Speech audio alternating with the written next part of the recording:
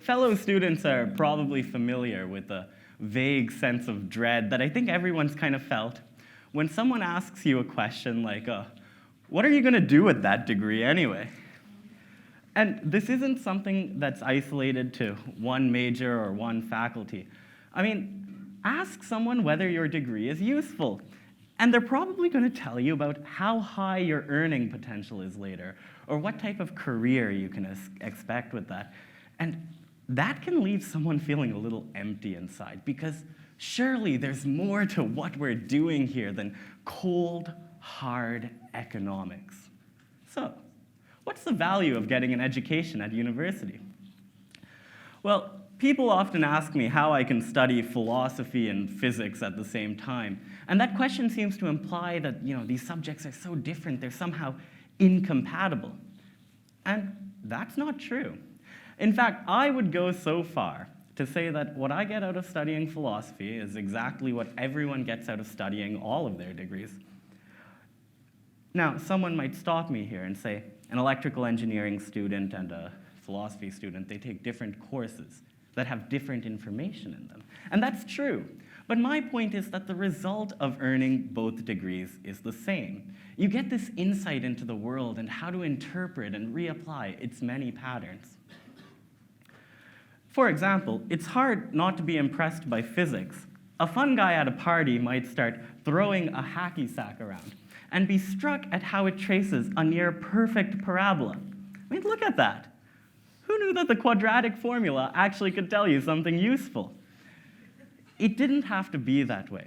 And at the same time, we have to realize the way a refrigerator works is also incredible, but you don't see us sitting down in awe every time we go looking for a snack. It's education that lets us do that, however. Sit in awe at the patterns that appear in nature, society, and people, and then learn how to manipulate those patterns ourselves. Now, unfortunately, the often segmented way education occurs, particularly at the grade school level, causes us to believe that once we get knowledge in a subject, our knowledge is applicable to that subject alone. Aren't we told that there are arts people and there are math people, or that there are physics people and biology people? Or we're told that engineering students were those students who were good at math but just couldn't do essays. There's this idea that any given human brain can do one thing but not another.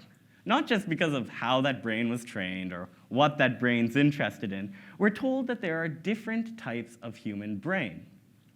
This is an idea I completely disagree with.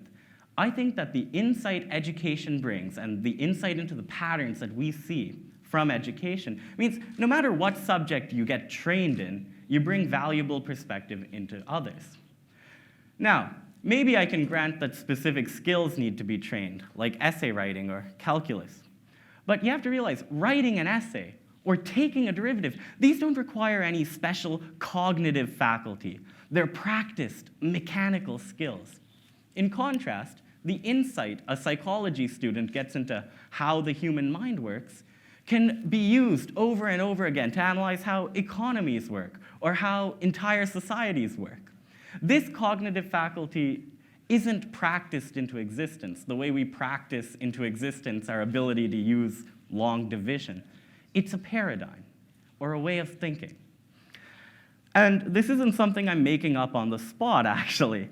Major movements in the arts and sciences relied on thinkers who could take patterns from one context and reapply them somewhere completely different. I'd say that the entire Enlightenment and scientific revolution was based on this exchange of paradigms. And here's my personal favorite example. Many of you have probably heard of Isaac Newton. Those of you who took a chemistry course would be familiar with Robert Boyle. And if you took some physics, Robert Hooke's name was mentioned, although you definitely didn't see him. These three were physicists who were among the first to pursue the theory that the stuff around us was made out of particles or atoms. And these physicists also happened to be close colleagues with the famous thinker John Locke at Oxford in the 17th century. But John Locke is noted for his social contract theory and is considered the father of Western political science. So, it isn't a coincidence then that Locke's political theories were based around these human atoms, is it? Here you see an example of a philosopher or a social scientist looking at a pattern that natural scientists were seeing in the world and reapplying them in a completely different place. And it led to some pretty amazing results. I mean, Locke's political atomism is still considered the dominant force in political philosophy today, and is hailed as the founding philosophy of the United States. That's not bad. In the other direction, you had physicists like Werner Heisenberg, who you can see on my right, Albert Einstein in the center, and Erwin Schrödinger on my left. These were physicists who developed quantum theory and general relativity, in part because philosophers gave them the confidence to think that they could.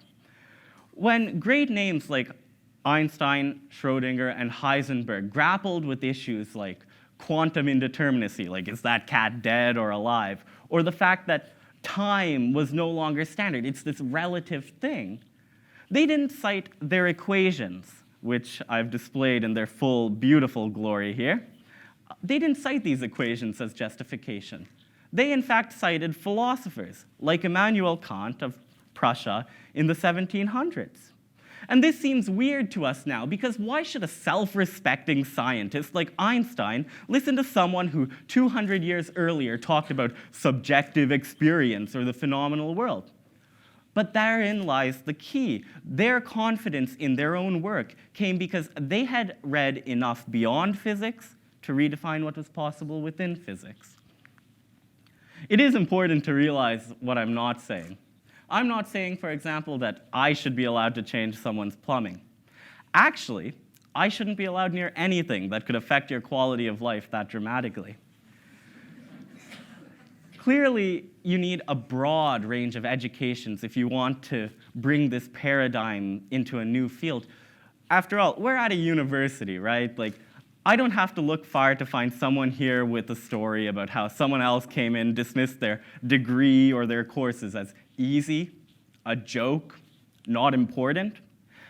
And that's a bad attitude. That's an attitude that goes against the idea of insight. Because it's an attitude where someone says, oh, look, this answer that I've found to one question, it must be the answer to every question. Instead of using their training to find places to find new solutions, they've learned to say, I already have all the solutions. And instead of using their education to bring insight and perspective into their work, they've learned to shut it out. Because life isn't that certain. There's no magic bullet which will get you all the knowledge. And anyone who tells you they know the degree that will make you money or get you a job or explain the universe has fallen into a trap. The truth is, in the scheme of interpreting the world around you, your degree isn't the answer. It's part of a broader solution. So we have to learn and respect and value education. Because an education, no matter where it happens or what that education is in, it brings training, discipline, and as I said before, a unique insight.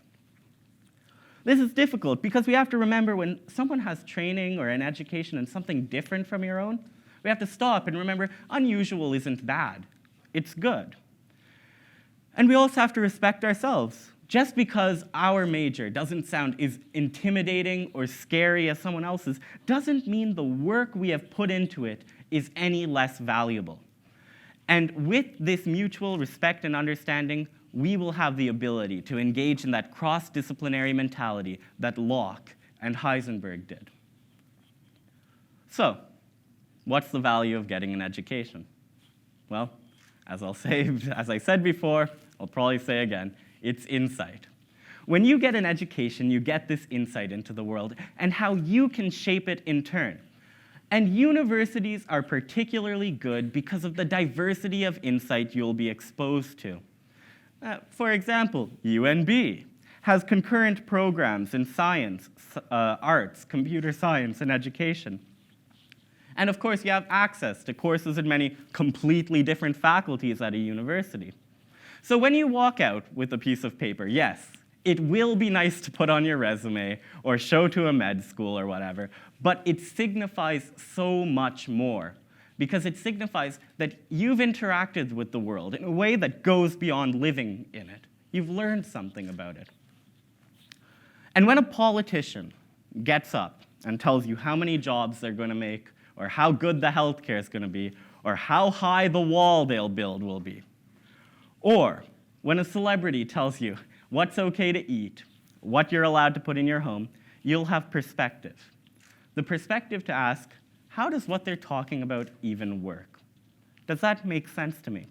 Because after all, you've listened to many authorities on subjects, but you know better than to take what they say for granted, because you've become educated, and that's something valuable.